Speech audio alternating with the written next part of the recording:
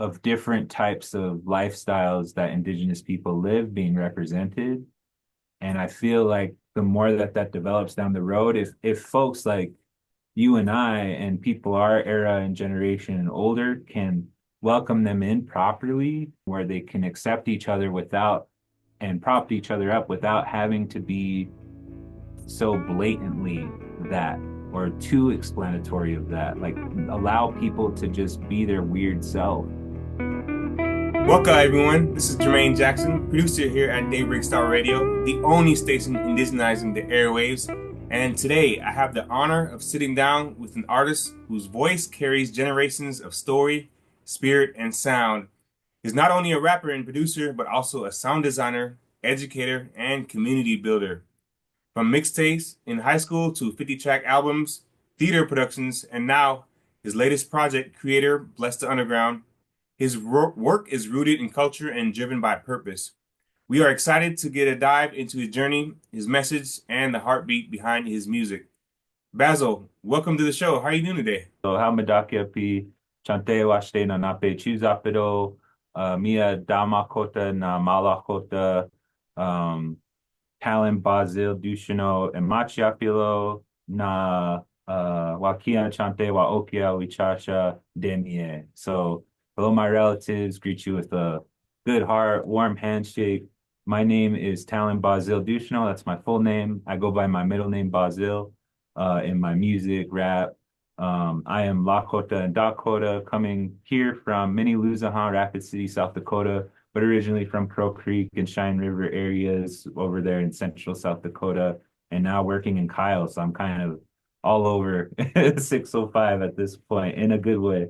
But yeah, as was mentioned, I make music. I primarily stay in the hip hop genre, but I feel like it has my own blend to it. And so, now sometimes I get to do sound design and other production pieces to try to help people paint pictures. So back in South Dakota, was there like a moment or influence that lit that fire? So my love for music was always there. I give credit to my parents and the era I lived in because I lived when, cassettes were just going out of style but still there, and then CDs were just rampant everywhere. So I had that all kind of there. And to be honest, I remember stealing a Billy Squier tape and it had Rock Me Tonight on it. And I didn't know what the music video looked like because I know that was like a thing that kind of ended or like slowed his career. But when I listened to the tape in my head, I'm like, man, I don't know what it takes to like be on a stage in front of people and have them like gathered together for this like moment, but I want that. That was way back like second, third grade. And so as I got older, I have family who sing on drums and who do ceremonies. I have family who are completely like Christian and Presbyterian and do Dakota hymns and other mixtures of things. So like as I tried to find my way, to be honest with you, I started going to a drum group in middle school, and the stress and pressure of having to drum on beat and sing good amongst all these other amazing singers and then have them make fun of me because my voice was changing, that shunned me, kind of like scared me away from like group projects, to be honest. Like I've always been a solitude kid, but I found that producing and writing raps and even rapping over other people's instrumentals, I could be in my own space like this here and just kind of focus on me.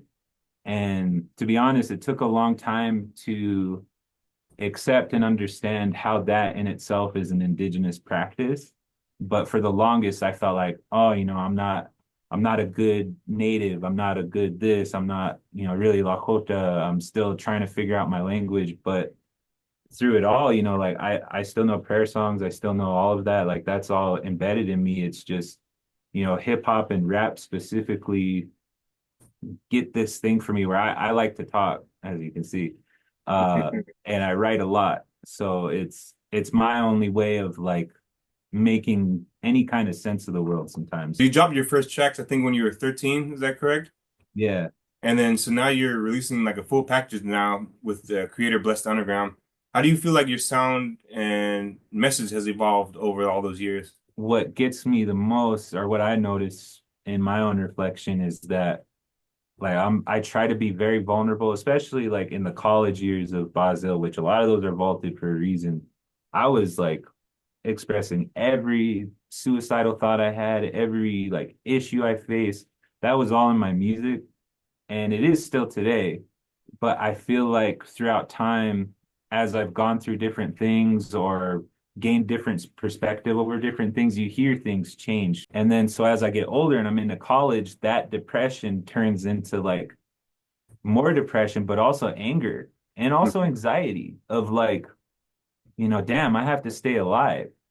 Yeah, Fuck. Like, that's pressure. But then on the flip side of, man, I shouldn't even be thinking about life expectancy at 20, at 15, at 16. So then shifting my energy of like, there's these times where I'm very in myself. And then when I want to not blame something, but when I want to get out that anger, I start digging for the history. So as you start seeing me in my college years to today, you hear more of the historical parts, the political parts. It's not necessarily to follow a movement or to be part of some protest or an activist like thing. I love all of that and I support it, but I don't want to like hop on that coattail or like make that like my moniker to, you know, instead of like being this type of guy, I'm just the guy who like reflects on whatever I see. And I yeah. feel like if I follow those like personal things, then other people who are feeling that too may feel it as well. So yeah, so you wear a lot of hats, like rapper, producer, sound designer, educator. How do you balance all of that while still protecting your creativity and your spirit in the process? For folks who don't know, I work at the Oglala Lakota Art Space as the music program manager of the Wichakfield Music Program and Recording Studio. It's a free studio we put on. We got like 40 to $50,000 worth of equipment thanks to First People's Fund and Playing for Change Foundation. And so all of that's there, and we record people for free, mix and master for free. We try to help with other like growth programming and even Mhm. like trainings to help people, like say if they go to a booking conference, how do you be ready for that booking conference as an artist? If you're getting ready to do a gig contract or even a distribution contract, what should you look for? What should you be aware of? Um, so I do a lot of that and also engineering and production on the side too, outside of the program. And I'll be honest, I get into this mode of guilt a lot of shame. Sometimes I worry that my work in this is from that shame. Because I'll Mhm. be honest, I'm my older brother. Um, I went to college not just for me, but for my little brother when I went. And Mhm. I gave up rap. I gave it all up. I made beats, but I stopped releasing. And I was worried. My depression turned into anxiety Mhm. where I was worried about ending up in jail, getting thrown out of my college, and then there's nowhere to go, and just losing it all. To me, like it was all riding on me to like figure this out. But then being in the Ivy League at the University of Pennsylvania with that underground thought in my head, I'm seeing in the education world, in the admin world, of course, the music world, but also just like in everything, these pressures of doing things for money and sidestepping your morality or your ethics or your code, whatever it is for you personally. And so I said no to a lot of things. I'm not gonna lie, I said no to TV twice. Oh And yeah. both times it was because even though it was Native people, I read the contract and I had a lawyer look at it for me and they're like, no, they're gonna take from this year past and then 5 years from now, they're gonna own your whole catalog. Stuff like that where I had to make a choice. And then even leaving Philly after I went to South Dakota for like a couple months, couldn't find a job. IHS left me on the hook for like 5 months and then told me they wouldn't be able to hire me. So I moved back to Philly and I worked. And throughout all of that process, I had a deep guilt in my heart over my little brother because I left him. He's 6 years younger than me. And that whole time while I'm gone, he's calling me saying, hey, they raided the house today. Hey, so and so just tried to shoot himself with a gun and I stopped him. Hey, ABC. And then that tore me apart because I wasn't there.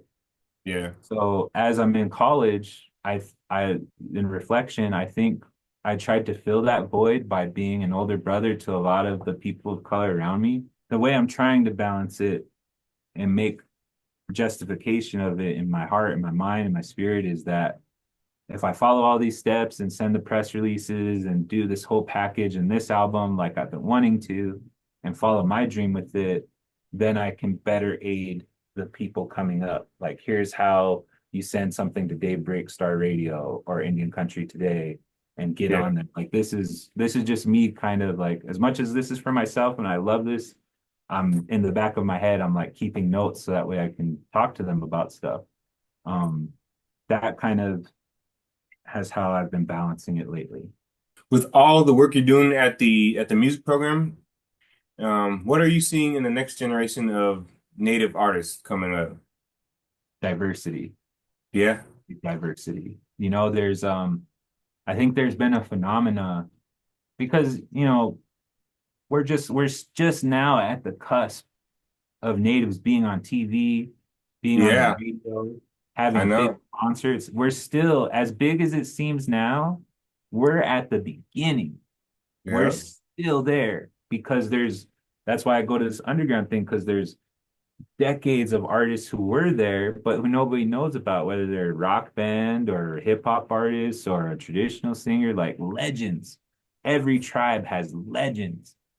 And to me, I feel like these new ones coming up, especially with the internet, like at the OLA Art Space, if you listen to our first compilation, especially our second volume compilation that'll come out later this year, we got different styles of country where you can be an Indian cowboy or just a cowboy. We got different kinds of rap and R&B where some are kind of like the trap style, but then some are like Eminem in his early years. And then Hmm. some are like low key like an outcast or some things you can't even explain. And as different as all of these artists are, because you got ones who do pop music all in Lakota, you got ones who do these EDM kind of like hard style type tracks, and ones who are doing these acoustic like almost emo goth style tracks.